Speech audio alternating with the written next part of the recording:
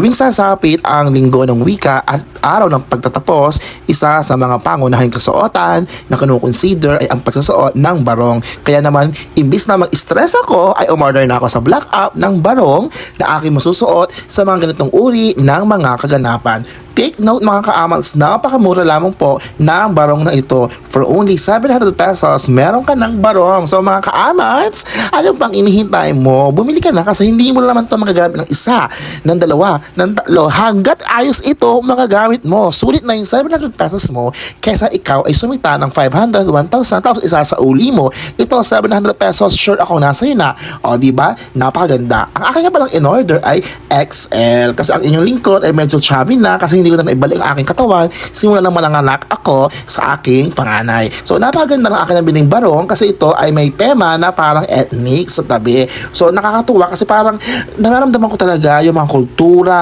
yung mga makasaysayang pangyayari sa Pilipinas habang sinusuot ko ang barong na ito. Kaya ka-amats, umorder ka na. Bye-bye!